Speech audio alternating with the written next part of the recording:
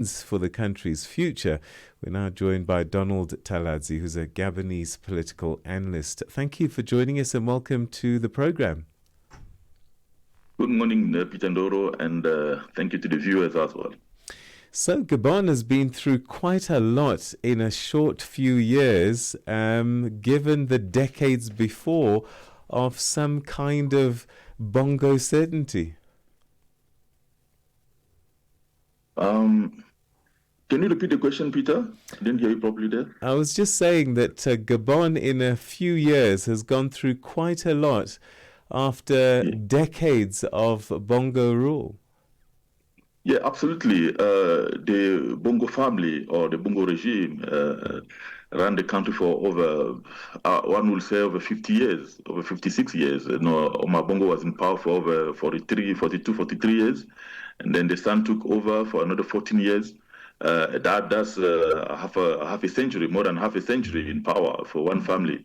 That's what the people of Gabon have known for so long. And eventually, with the demise of the Bongo family, from power, the country took a big hit in a sense that it was a change that no one expected, especially coming from the current president, who's also a close family member, worked for Mabongo as the bodyguard, and also later on became the chief of the presidential guard, which is the military unit that looks after the family, the president and his family. So yeah, tremendous changes in Gabon, and a lot of people in Gabon were very pleased because some of us only knew Omar Bongo and the Bongo family as the only rulers of the country, and these magnitude changes in Gabon came, I think, at the right time, especially when the country has known a lot of mismanagement, corruption, the abuse of power, and all those. So there was a lot of desperation from the people of Gabon, and the country now has embarked on a new path, path of socio-economic change and development. And I hope Brice Clotaire Oligui will be able to, confront these challenges and propel the country. On the real path of real change for the people of Gabon. All right. Let's talk about this Commonwealth story, because it is interesting. A country that was a French colony and had nothing to do with Britain. Why did Gabon initially move to join the Commonwealth in 2022? I think the idea came from the desire to diversify partners. Yes, Gabon is a colony of France. It's always been under the umbrella of France. But countries are now, especially on the African continent, are striving to, diversify their partners.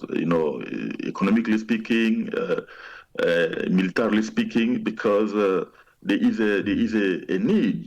Our former partners have come to be short in terms of delivering the expectation. Promised. So I think the main reason is the desire to diversify the partners, and that's why Gabon decided to join the Commonwealth with the idea of joining a grouping of countries that could offer alternative opportunities for the people of Gabon. We saw Rwanda do the same, which was quite interesting. And I just wonder what the rest of Francophone Africa's reaction was to that move. I'm not sure if there was any reaction. The only reaction could have been from France, seeing one of his most trusted partners. Let not discount that Gabon is a strategic country for France. Gabon hosts a French military base right at the airport, the only airport that you have in Libreville, and that's where the French military base is. It's a very strategic position. Gabon is one of the last countries where France still has a very, very strong hold. So for France, I think it was a shock to see Gabon moving towards the Commonwealth. They saw that as an attempt for Gabon to maybe challenge the authority of France, and that is why the relationship between Ali Bongo and France was very rocky. But things didn't deteriorate much because France has a lot of investment in Gabon, and Gabon being a very strategic country for France, they have to trade very carefully as well. So that's one explanation that I can provide with regard to the how it was received. But as for the African countries, the neighbors of Gabon, I think there was just a muted attitude. There was no reaction officially or openly in the media or any kind of other sources of information. It was just muted. So yeah. All right. So then the coup happened, and of course, I guess the Commonwealth probably felt that it had no option but to suspend Gabon, and that was just a year later. Yeah, that's based on principles. When you belong to an organization, there are principles, there are rules, and amongst which coups are not accepted. Even the African Union, recall, even the African Union suspended Gabon because they believe that Gabon has, violated one of the principles of the African Union. So the alternative was for Gabon to go back to democratic rule, and that is why it was very, very, very important for the election to take place.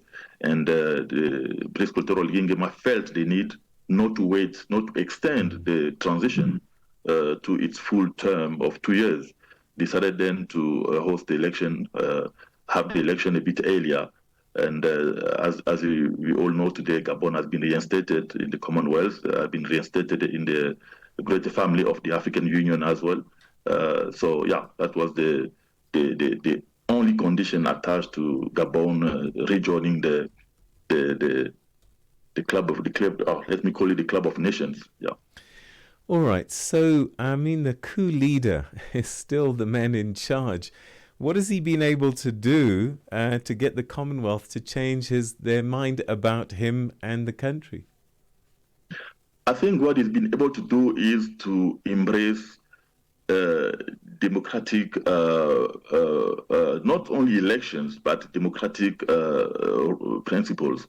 You'll recall that during the transition, being a military government, the expectation was to see people being arrested right, left, and center.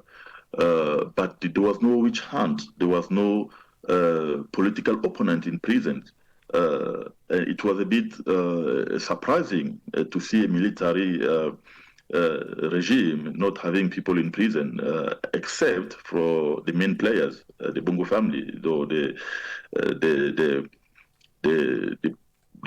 Ali Bongo's wife and the son and their close associate. But their cases is very unique because they were the main players when Ali Bongo was sick. These are the people that were running the country and doing all sort of things that we saw when they were arrested. A lot of money was discovered in their private houses, in bags, in safes. It was crazy for a country such as Gabon with so much socioeconomic challenges, and having people stealing money from the state at an industrial scale and hiding the money in the private houses because they couldn't take it to the bank. The bank will ask them where the money come from, how did they get access to it. So these are the people that were in jail, and some of them have been released. Oli Bongo's wife is now out of jail. The son is also out of jail, but some other one are still in jail. Yeah, so that was very unique, and in addition to that, coming back to going for elections and having free and fair elections as well. I think all those things played very well for Brice Clotaire Oligui. So much so that the Commonwealth and the African Union, they felt the need that Gabon must be reinstated because they have played by the rules, set by these same organizations, in terms of democracy and how democracy should function. So, and also one thing that you must also take into consideration is the fact that during the transition, we could see Gabonese people were free to express their views on all issues, even criticizing the president, during the transition, and without fear of any reprisal. So that was very unique as well to watch. It was beautiful to see that Gabonese people had the liberty to express their views. They had the democratic rights being respected, even under the military rule. And I think all these things played in favor of Prince Kulturo Ngema, and going to elections as well, and the way in which the election went on, as I think it's also played an important part as well for the reinstatement of Gabon in all these institutions. So I guess, like Burkina Faso, this was a popularly supported coup.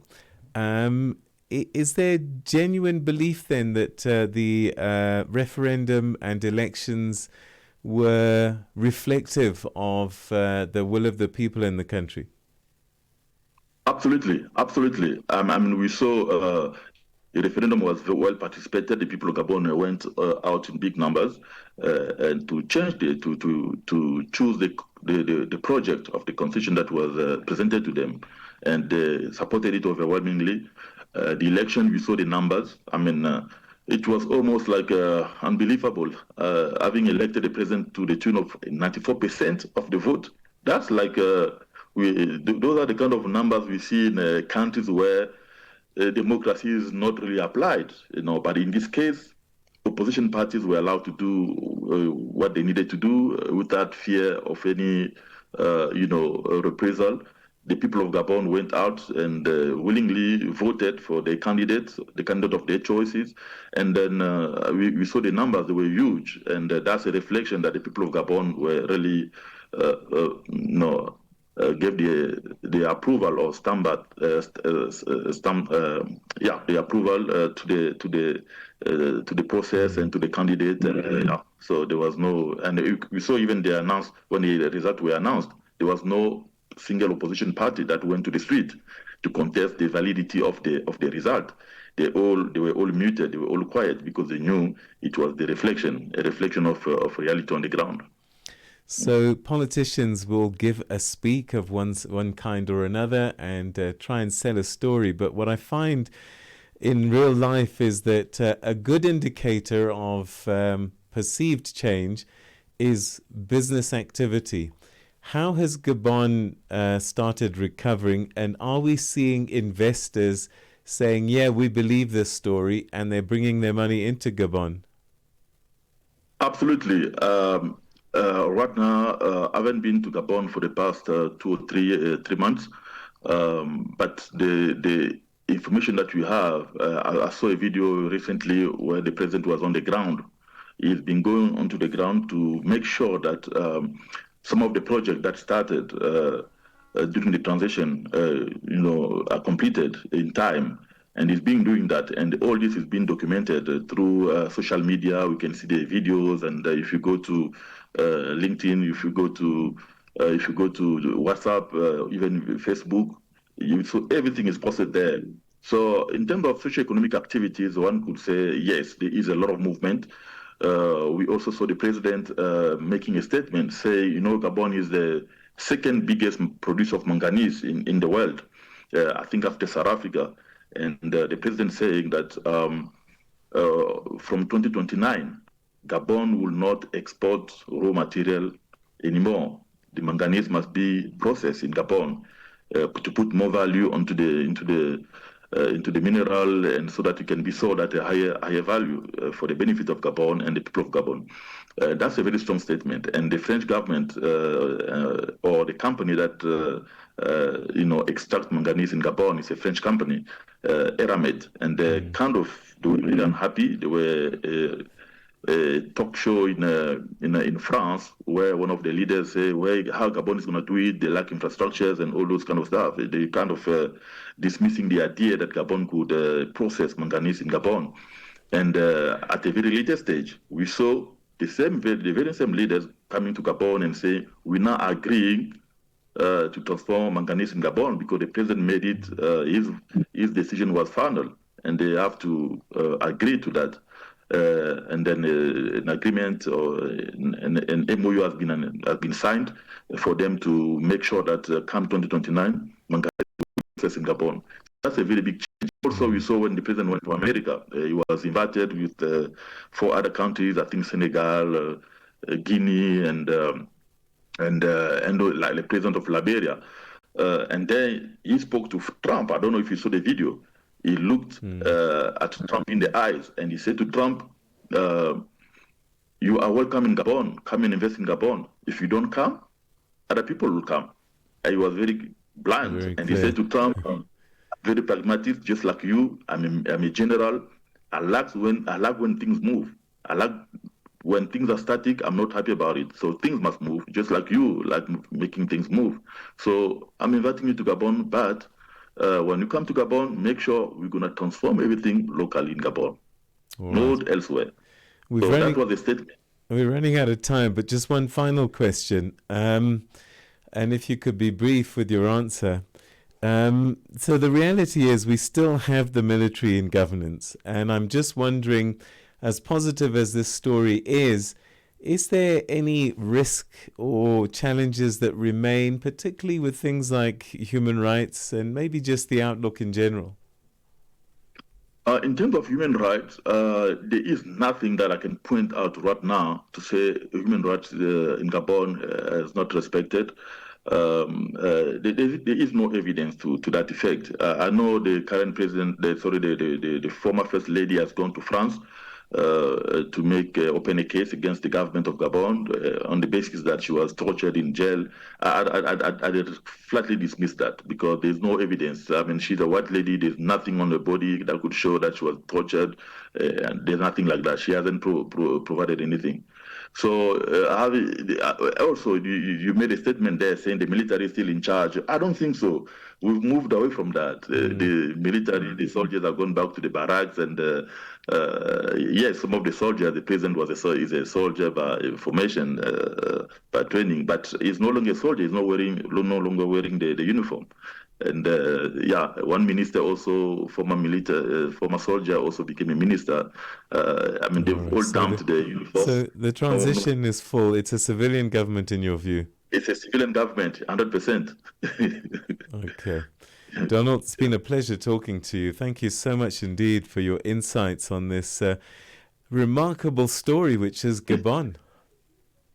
Thank you so much, Peter Ndoro, and thank you for to your viewers as well.